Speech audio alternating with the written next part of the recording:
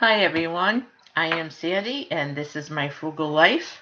And today in the kitchen, I'm going to be going over a very easy, complete meal, and you can make it ahead, and it's really delicious. It's a great winter meal. I first want to apologize if anyone had trouble getting onto the live stream. Live stream. I did have some trouble with YouTube and my computer, so I'm really sorry. Hang on one second. Once again, I gotta close this line. So get some of the sun out. Okay. What I'm doing today is this is Make Ahead Monday. And as always, I'm using my preps, but I'm going to show you how I'm doing something really good tonight for dinner. Well, it's not going to be for tonight. It's going to be a Make Ahead meal. Uh, let's see. The first thing I'm doing, is let you know that we're making pork chops. And everybody loves stuffed pork chops, right? But the pork chops that I have are thick, but they are not thick enough to slice and stuff. So I'm going to bring this down so you can see. So just don't think that they're thick enough to stuff. So I have them brining. And whenever you're making pork, it's always a good idea to brine. If you choose to brine something, it in case you've never done it, what it does is you cover it with water and you add a little salt. I'd say a few teaspoons, maybe a teaspoon. Some people go with a lot of salt, but I don't like a lot of salt, so that's how I do it. And then you can add your seasonings if you want to use some garlic powder, which in this case I put in. You can let it brine anywhere from about, I don't know, 15 to 20 minutes overnight if you want. And what it does is it opens up the pores to the meat and lets the brine, the salt in the water, get into the meat, and it helps tenderize it and just makes it really scrumptious. So it won't be tough or anything. And then when you go ahead and you add flavoring and seasoning to it, it gets right into the meat. It's really, really good. So I'm going to let those brine a few more minutes. They've been brining for about an hour, and it took me a good half hour to get you guys up on my live. So can't have stuffed pork chops without the stuffing. So I had some stale bread. Well, it wasn't stale, but it wasn't being eaten. I broke it all up, and then I'm going to mash it a little bit because you don't want big chunks. Or maybe you do. Um, I added a little bit of water because it helps soften it so that it doesn't get crusty like croutons. I mean, you don't want it sopping wet, but moist, okay? All right. So as you can see, now I kind of chopped it and mashed it. All right, and that's what it looks like. Go ahead and say it. Melissa, go ahead and say it. Onions and celery. This is crucial to stuffing. You got to have something in it. And it's another way of getting vegetables into you. I'm going to sear it up a little bit. Okay. This is really a really good stuffing. Now, the seasonings that I put in, and I don't measure anything, but I will put some sage in it. Okay. Okay. And I will put some onion powder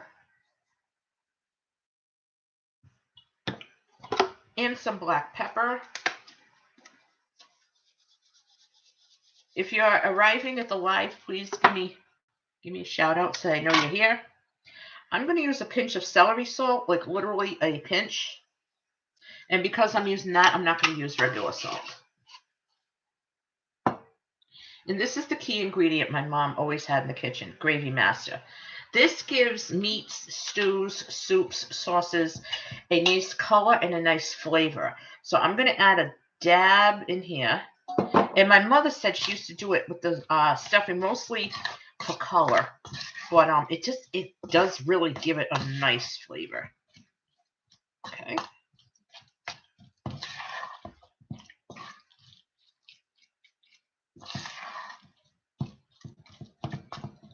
This is kind of a nice dinner for the middle of the week or a Sunday, really. It really is a nice dinner. Okay, so there's my stuffing. Now, I'm going to get one of my favorite casserole dishes. that I got from Amazon a couple years ago. I absolutely love them. Listen to me clanking over here. I'm going to put the stuffing. Well, you know what? Yeah. I'm going to put the stuffing on the bottom of the pan.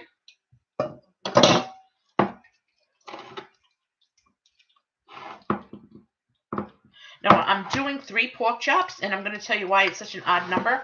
I'm cleaning out my refrigerator freezer. So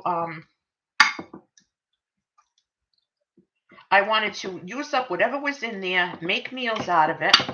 And yes, once you thaw out meat and cook it, you can refreeze it because then it's just as if you just cooked it. But you cannot refreeze raw meat or raw anything really that's been thawed out. Okay, so that's a little tip for you. Okay, so now I have my stuffing covering the pan, and I'm just going to take my pork chops and lay them on top.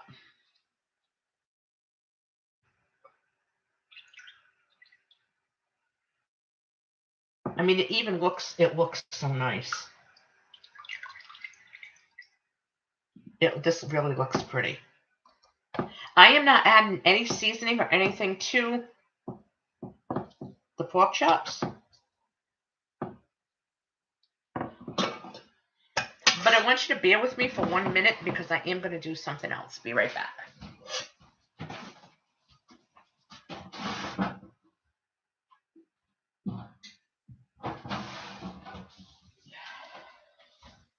Okay, folks, sorry about that. I have some apples that I'm not eating. They've been washed. They've been in the fruit bin. I'm trying to eat them down. I love apples, so the problem is I like them with peanut butter, and I don't want to eat the peanut butter. I don't like the peels on apples. Aggravates the daylights out of my doctor, but I just don't like the peels. So I'm going to slice up an apple. I mean, come on. I mean, we're still into winter, you know? I mean, we're going to enjoy some more of these winter meals before we start lighting up the barbecue. And yes, it will come quick. Don't worry about it. It'll be here. Okay. So as you can see, just some thin slices. I'm going to just place them on top of the pork chops. And you could do this recipe with chicken if you want. And because I'm putting apple in it, I'm not going to have apple sauce with it. But I have cranberry sauce that I made. And it's in containers in my freezer. So this is going to be part 1. And I'm going to put a few pieces of apple on top of the stuffing. I'm going to look at this. Look. Look at that, guys. How's that look? This just looks so good. Okay, and then when I'm done adding the apples, I'm going to cover it with foil. And I'm going to bake it. I think like 325. Okay. So that's what it looks like. And that is going to go in the oven and become a real nice dinner. Now, am I eating this all at once? No, I am not. Let's be realistic and take into consideration there is bone in here. These are center cut pork chops with the bone. It will shrink when I cook them.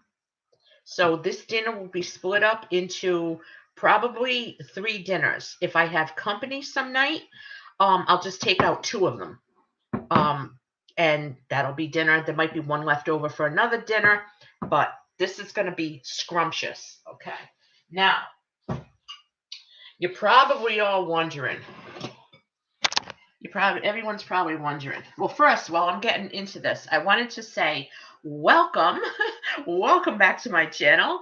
I don't know if I gave a proper introduction today. I hope I did. I hope I didn't slight anyone by saying that I love you and I appreciate you being here. I do have some new subscribers. I had 4 today, only 2 that I know their actual name. I want to give them a shout out. It's Veronica Welcome, Veronica. Welcome to our YouTube community. And also 1362 MS. I don't know who you are, but welcome to our community. And I hope that you will enjoy it. And please always give some feedback and always give feedback. Let me know what you think. Do so, let me know, any comments, questions. If you have anything to add that we could learn from you, let me know. Now we're going to need a side dish because that is a kind of a heavy meal. So I decided now, seeing I'm using up my preps, and the reason why I'm using them up is no, I'm not going to be starving. I'm not eating down my pantry. What I'm doing is working my way through things that should be used up in the next month or so. So I'm going to take full advantage of the winter months, and create some nice meals. I have here dehydrated acorn squash that I grew and dehydrated cherry tomatoes. I have some boiling water and I'm going to cover them with some boiling water and I'm going to let them rehydrate. And when they rehydrate, I'm going to just give them a quick saute in a tiny bit of olive oil and maybe some black pepper, maybe some garlic. And that's going to be a nice way to add veggies to that meal because we don't need potatoes with it because we have the bread. The bread is our carb, our stuffing. Stuffing is the bread. We don't need rice or potatoes with it. So I thought that a nice vegetable side dish would go very well with it. Now, this is going to take about, I don't know, I like to let it stay at least an hour or two before I drain the water out and then cook it. But you got to let them rehydrate fully and it expands. I mean, this doesn't look like much. I put 6 acorn squash when they were dehydrated. They were into 2 half jars, and these are the size jars that they were in. That this isn't it, but this is the size jar that they were in. So I mean, it shrinks down. But the great thing about it is they rehydrate beautifully. Squashes are phenomenal. Seasonings, herbs, tomatoes. I made pizza the other night and I made a veggie pizza and I rehydrated some seasoned dried tomatoes that I did over the summer. So this is going to be the side dish for that meal. So we're going to have a big unstuffed pork chops. We're going to have some zucchini and tomatoes sauteed on the side. And that is going to complete that meal. It's a make ahead meal. The vegetables can stay in the fridge a few days. And if the pork chop dinner doesn't get used up in a day, I'm going to end up portioning it out and freezing it. And then we'll just take it out and heat it up. So that's what I'm doing today. I want to know what you're doing. I want to thank you for watching. And please give me a thumbs up if you like this video. And if you want to see more, please subscribe, hit the subscribe button. And I'd be more than happy to have you join our community and give you a shout out as well. I hope you all have a wonderful day. God bless. I love you. And I'll see you on the next video.